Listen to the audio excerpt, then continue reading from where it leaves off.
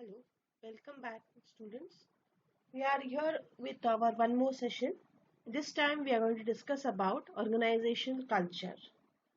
Last class we have talked about the different types of organizational structures and designs. So today precisely we'll be continuing the same chapter, but we are going to emphasize on culture. Now culture, as you all know, is a way of life. It is a set of shared beliefs, traditions, customs which we follow on a day-to-day basis so that is it eases our work or life.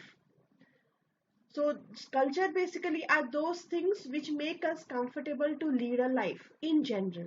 But to be precise, organizational culture are those shared values and perceptions which a majority of the organizational members have a common perception about it. So, in totality, it is a belief, customs, and traditions which is shared by a large number of organization members. It acts as both input and as an output. In the sense, these are the stepping stones for the success of any organization. So, corporate culture, organizational culture has certain characteristics. It is all about innovation and risk taking. Means if you want to excel as an organization, constantly you should be updated. You should think of out of box ideas, routine ideas. You can't live long or you can't do business in the long term. Also, the spirit of risk, calculated risk taking is very much necessary. We know that business is all about risk taking. If you don't like to take risks, you can't excel in corporate business. Then the next key ingredient of corporate culture is attention to detail. Means you have to be a perfectionist. You can't do half-assed work. So on an organization in totality, if it has to excel, it has to give attention to the minute details, the product, its package, the color of the product, how is the employee performing, from where are the funds coming, minute details about which color is good or bad, organization or consumers, what they need, what they may forego. For example, some colors are bad, some good. Based on different cultures, we have different. So we have to be a perfectionist. Every detail, small, big mistakes, errors should be nullified. Then, whatever the organization is doing, as a group, as a team members, as the employee, it should be dedicated to what is the outcome. So, input, no doubt the culture is I want to have good details. Going to do something new. I'm going to take a risk out of box. But the end product should be such that it should be sellable. It should create profits. So that is outcome orientation. Then the organizational culture should not be like individualistic, only management oriented. It should be people oriented. Means people in the sense the employees, management, consumers, everywhere. So it should be the whatever you're doing, good, bad, should be in consideration to people. You can't take out people and just run the organization. So when you're talking about people, it should be team oriented. Means the organizational goals, means the team goals should be taken care of. Individualistic goal will not give a good culture. Then the people, the culture should be very aggressive. Means they must be always on their toes, thinking ahead, adapting themselves, changing themselves, defending in terms of dangers or risk. Then no doubt there should be fluidity and flexibility in the organization in the long run, but in the short run there should be stability. Means every day changing something new will create panic, confusion.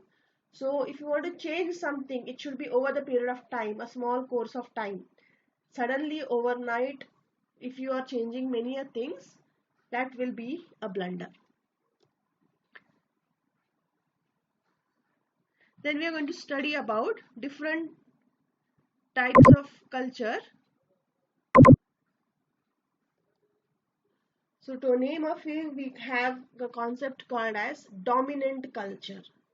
So dominant culture means those shared opinions which majority of the groups share, or it is a core value on which the organization is built. Okay, so for example, your organization is built in people friendly ethical products, so that is the core culture. On the other hand, subcultures mean the mini culture within the organization because of the department heads, because of the geographical location. So along with the core basic founders culture, if the organization is dispersed widely, every department every has a head, and they perform certain day-to-day activities which becomes the subculture. We also have a concept called as organic culture. So organic culture means it is a very fluid, flexible culture which adapts to changing business and corporate environment. So it is not very rigid. It adapts everything. It welcomes anything which is new. That's why we call it as organic. Then mechanistic culture. So this is very much bureaucratic, very much stubborn, with hierarchies, following procedures, no scope of change, always referring to the rules and bylaws. So this kind of a mechanistic culture can be found in public sector enterprises.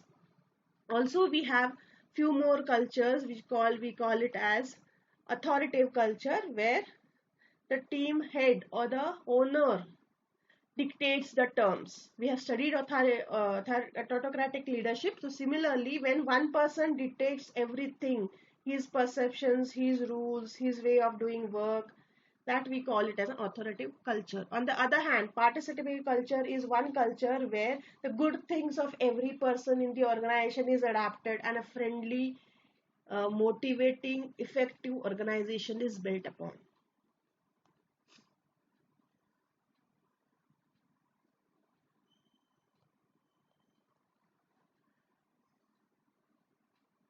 So next we can talk about importance of culture on the organization.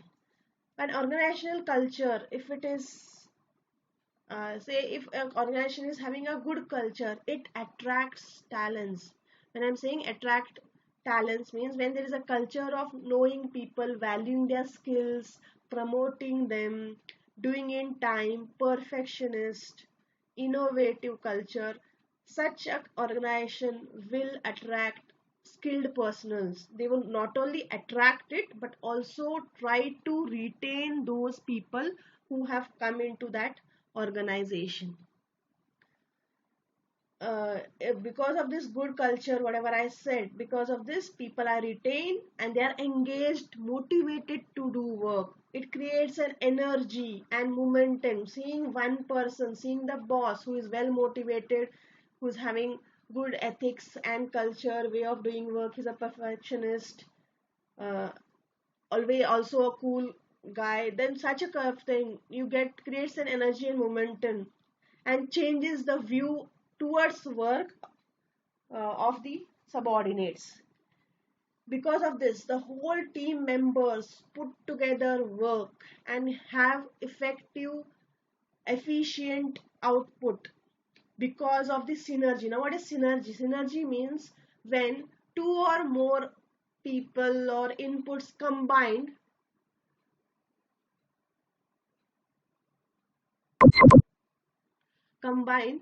to give efficient work,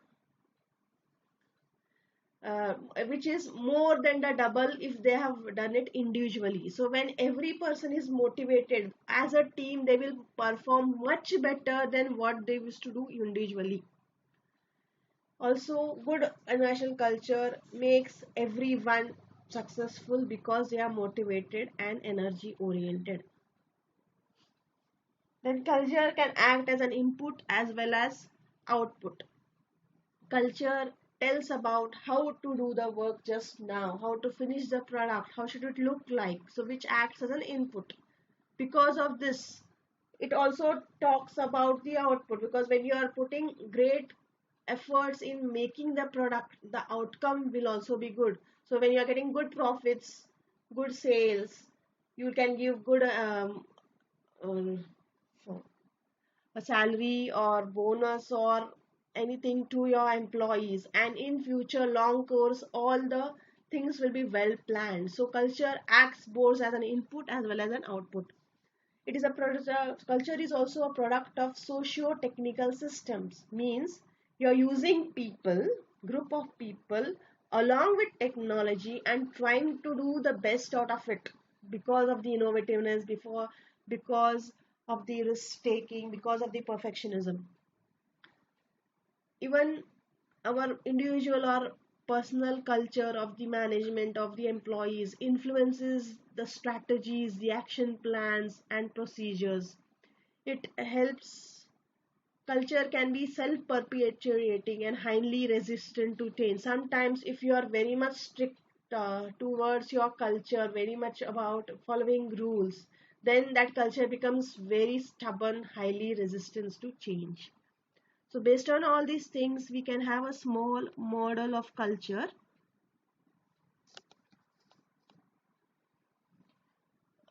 which we will discuss in our next class. So this is all about culture, its basic ingredients, the different forms of culture, the impact of culture. So that's all for a day. Have a good day. Bye.